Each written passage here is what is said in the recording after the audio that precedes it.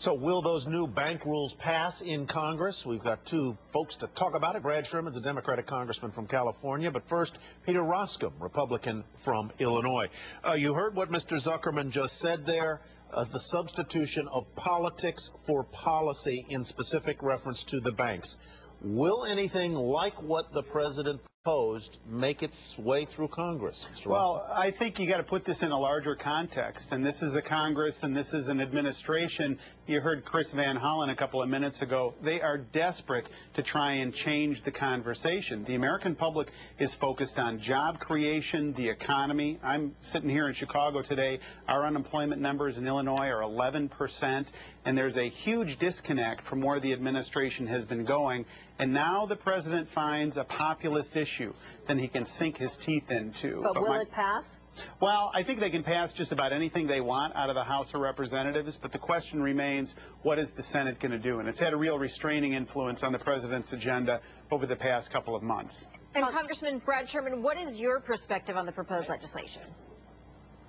Legislative proposal yet. I like the president's rhetoric. It's similar to what I've been saying for a long time. Too big to fail is too big to exist. We can't have major institutions that have this implicit federal guarantee and are able to get capital at lower cost because they're able to tell investors, look, if we can't pay you back, Uncle Sam will. We instead need to have smaller institutions, 50 or 100 billion, 150 billion dollar cap. That's certainly not too small to run a real capitalist economy instead of the socialism for the rich that has been practiced up until now. How do you react, Mr. Sherman, to Chairman Frank's remarks today about Freddie and Fannie, in which he basically, not completely different to things he said before, but he pushed the P down the path a little farther, that maybe Freddie and Fannie ought to go away?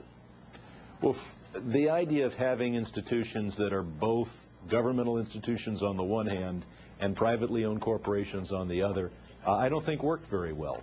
And I do think that there is a role for the federal government in keeping mortgage rates low, especially during this crisis.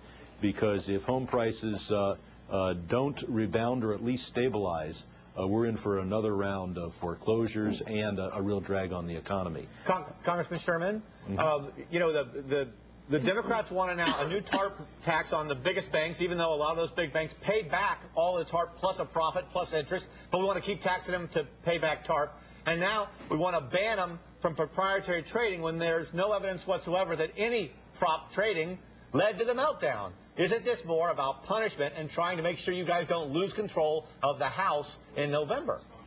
Well, the big banks now, the too big to fail, benefited continuously and even today from this implicit federal guarantee, a belief that they will be bailed out if they get into trouble, and that is giving them a lower cost of capital.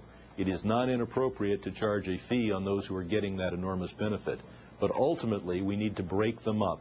We need to return to real capitalism in which no one is too big to fail, and bankruptcy or something very similar to it without a federal subsidy is the outcome when institutions can't pay. We need to break them up, Congressman Rock. Yeah, I agree that there ought not be these types of subsidies, but when you have this top-down approach where the federal government is going to be defining what real capitalism is, and that's going to be defined in the House Financial Institutions Committee, Financial Services Committee, I think that's a real weakness. The president's proposal to tax these institutions is somewhat tone-deaf. Look, they're not taking on Fannie and Freddie. They're not taking on the autos. Those have been the beneficiaries of the TARP funds over the past years, and yet they're not included in this. I have legislation that I dropped yesterday which would cap Fannie and Freddie compensation levels that I invite Brad and others to join with me on to really make some common sense to this.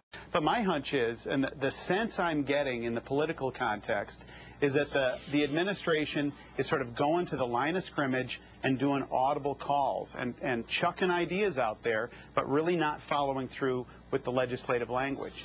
We've passed great legislative language, or very good legislative language in the House, detailed, hundreds of pages, and it does impose a tax or a fee on those who are too big to fail, who hold our economy hostage and say, we'd insist upon being so large that you can't let us go down.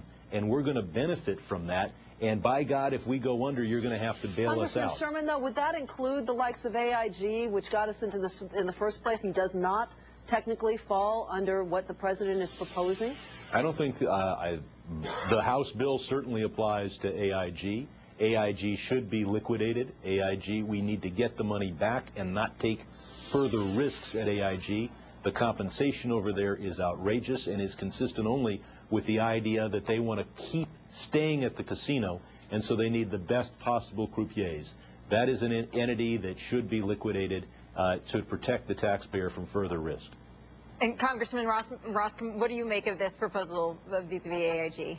Well, look, if the administration is trying to free up credit markets, like Secretary Geithner wrote last December that they needed to have the TARP authority extended, then let's do that. But the way you don't do that is to send a signal to the marketplace that you're going to have an arbitrary tax on folks that didn't even participate in TARP. That's where this administration, I think, is really, really tone deaf moving forward. Mr. Sherman, if you were in the Senate across the hill there, would you be voting for Chairman Bernanke?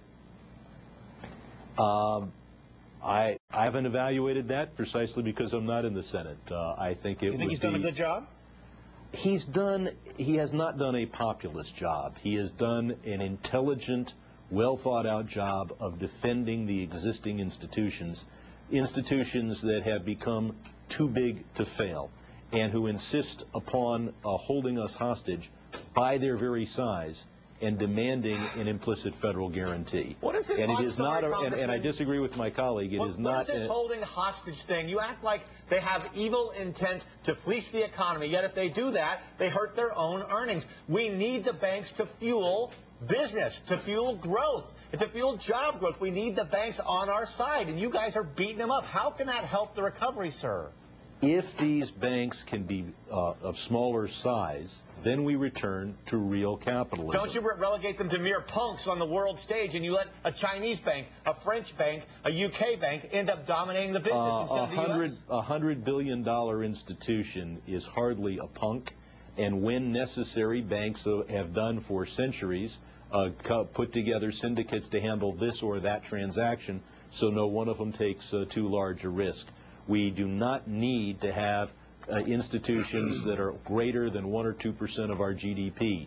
And yes, they do hold us hostage by being that size. They're too big to fail, which means they're so big they take us down with them. But the decision on who's big to fail, the decision on who's big to fail shouldn't be made by Nancy Pelosi and the Democratic leadership in the House of Representatives. That needs to be made in the marketplace. All right, it's a governmental decision whether to bail out. It was a Republican administration that told us these institutions were too big to fail, and ultimately the federal government has to decide whether we're going to allow institutions to be so big they can hold America hostage. Both you and I voted against that TARP bill. Forgive me once again. The contrasts couldn't be clearer. We thank you both for joining us today. We'll have you back again soon. Appreciate it. That was illuminating, but a little too polite. A little more fire.